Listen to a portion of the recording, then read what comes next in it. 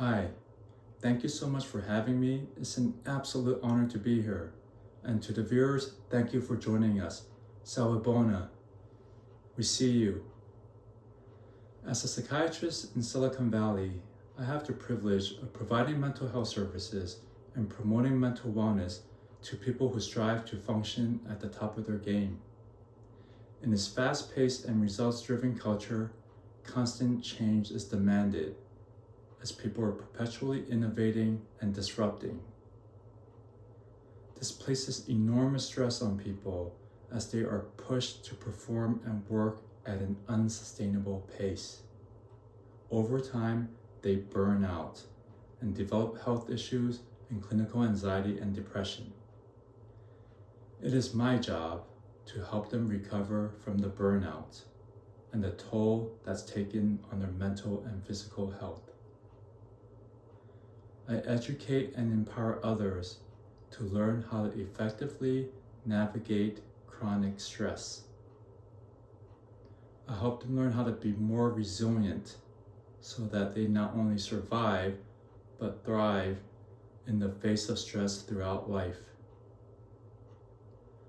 So how do I ensure that I am managing my own stress so that I can continue to support others to do the same? Well, I owe it to my ADHD, attention deficit hyperactivity disorder, and how I've learned to take control of it. Several years ago at 35, I was diagnosed with adult ADHD. This was well after having completed medical school and residency. Already a doctor, I had no idea, no clue I had this lifelong condition until I went to an ADHD conference for clinicians. I vividly remember sitting at the front row of this large auditorium, staring wide-eyed at this PowerPoint slide of adult ADHD features. I scanned down the checklist. Difficulty regulating attention, check. Paralyzing procrastination, check. Poor time management, check. Workaholic, overscheduled, overwhelmed, addictive personality, check, check, check, check, check. OMG, I have ADHD. And just like that, the loose pieces of my life's jigsaw puzzle finally came together. Even though I was a doctor, I've always felt like an imposter for as long as I could remember, never really believing in myself. Having undiagnosed and untreated ADHD, I was constantly stressed, living in survival mode. I was always worrying about how I was going to screw up and lose everything. The only way I knew how to deal with stress was to party hard, smoke cigarettes, drink alcohol. Even though it gave me a momentary escape from the stress, it just created more problems. I found myself trapped in this never-ending vicious cycle of chronic stress. I suffer from anxiety and had periods of depression with suicidal thoughts. I don't think I was ever serious or intent on ending my life, but I definitely wasn't happy being alive. So when I found out I had ADHD, I started questioning everything. How did I not know? How did I not know? Even though I was a board-certified psychiatrist trained from a top-ranking university.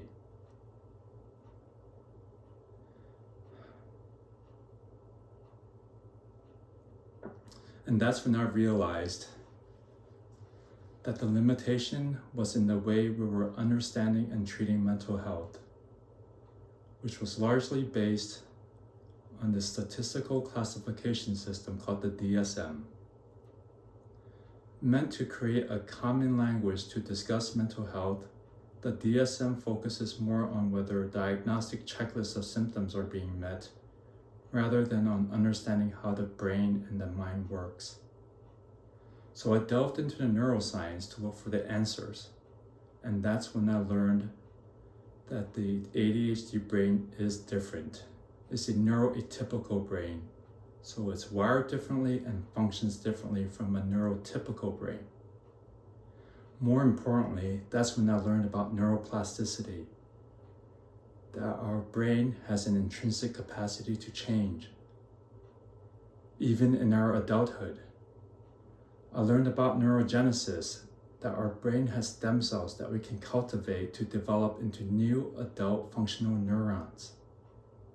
I learned how to harness neuroplasticity and neurogenesis so that we can hack and rewire our brains to develop new functional capacities. We can add gigabytes and upgrade our brain's operating system. I learned how we can use medications, supplements, technologies, and wellness activities like sleep, yoga, exercise, meditation, intermittent fasting to optimize the brain's functional capacities so that we can acquire new skills and develop long-term healthy habits. In taking control of my ADHD, I gained a neuroscience-based approach to not only navigate stress, but to harness stress so that we can become more resilient and thrive in life. And I can share this scientific understanding with you. It's called the Yerkes-Dodson law, which is an inverted U relationship between stress and performance. Allow me to share my screen to illustrate. This is the Yerkes-Dodson inverted U curve. On the horizontal axis is stress. On the vertical axis is performance, which can be either cognitive or physical performance. What the inverted U curve demonstrates is performance is optimal at moderate levels of stress, where performance is suboptimal at lower or higher levels of stress. Starting from a point of low stress in our comfort zone, we are relaxed. As stress begins to increase, we become alert, engaged, and challenged as we move outside our comfort zone and into the growth and learning zone. As stress continues to increase, we move past our optimal point of functioning and descend into our distress zone, where we will experience fatigue and exhaustion. If we continue to hang out in this area of elevated stress and stress continues to increase, we will be pushed out of our functional limits into the breakdown and burnout zone, physiologically known as the fight, freeze state. If we're in this burnout breakdown zone for an extended period of time, we will be at risk of developing clinical anxiety, depression, and other health issues. To effectively navigate stress, we have to understand and become intimately familiar with the stress performance inverted U curve. How I embed and reinforce this understanding is by using the metaphorical bathtub model of stress, which was originally applied in military training to West Point cadets. Imagine your body is the bathtub, and stress is the water that pours in. In life, we can never turn off the water. We can drain the bathtub, or we can slow down the rate at which the water is coming in, but we can never turn it off. The water level is always changing, moving up and down. And sometimes unexpectedly, our drains get clogged, or a sudden rush of water comes pouring in, and the water levels will rise, and when it reaches the top, it will spill over onto the bathroom floor and damage whatever is in its path. Right, check this out. So when we flip this inverted U curve, what we get is the basin of the bathtub. So the area under the curve is our capacity to deal with stress. The smaller our bathtub, the less water it will hold, and thus the less resilient we will be. And the bigger our bathtub, the more resilient we can be.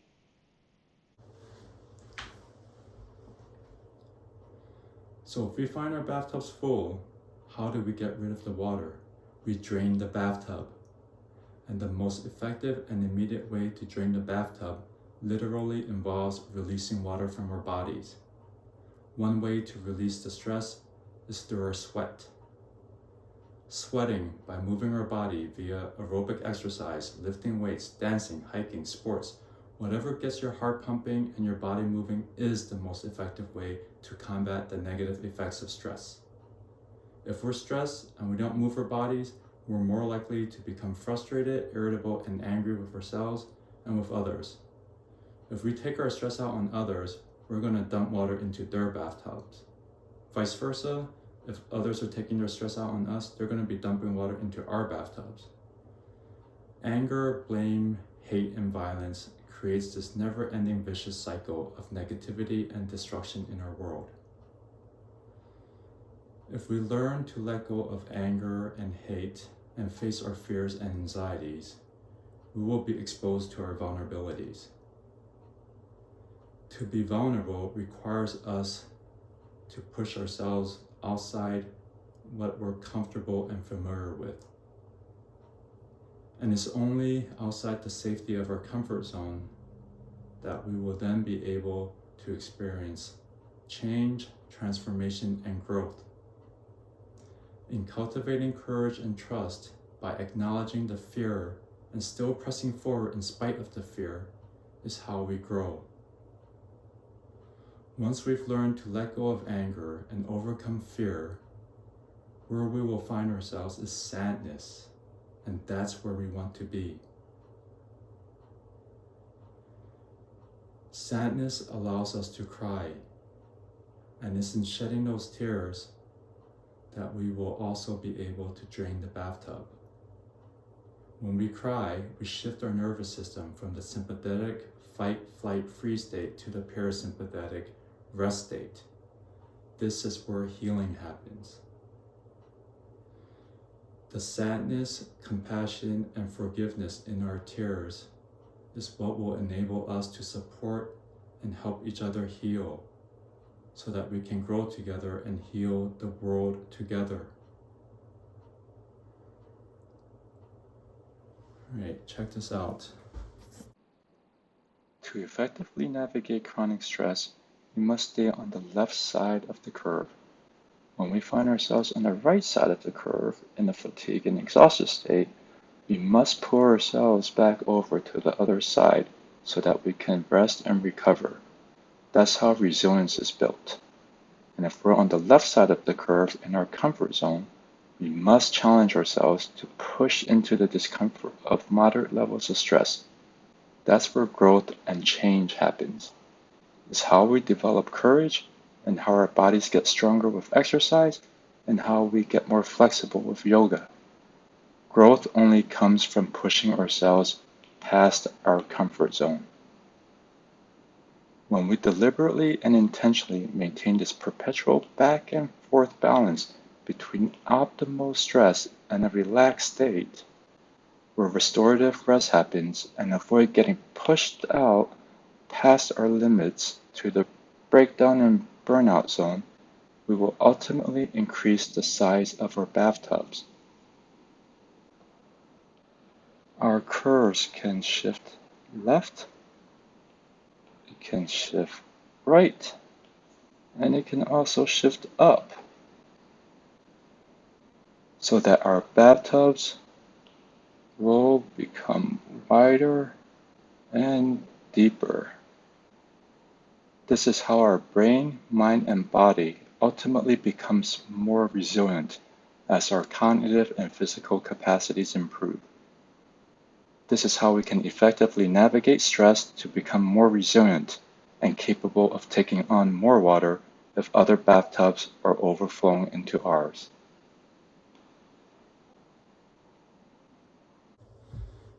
It's equally important that we keep our water levels low by slowing down the rate at which water is coming in, by committing to a life of mental wellness, which involves engaging in self-care, connecting with others, spending time in nature, meditating, practicing breathwork, practicing faith, and cultivating an overall sense of safety, respect, love for one another. I no longer have imposter syndrome. I've learned to let go of anger, overcome my fears, and shed the pervasive shame. I flipped the script by practicing what I preach and committing to a life of mental wellness. In doing so, I've learned to accept and love myself. I'm deeply honored and grateful to have spent this time with you at this year's Never Alone Summit. Thank you for having me. I hope this will help you learn how to navigate stress in your life so you can be more resilient and also support those around you. Sawubona.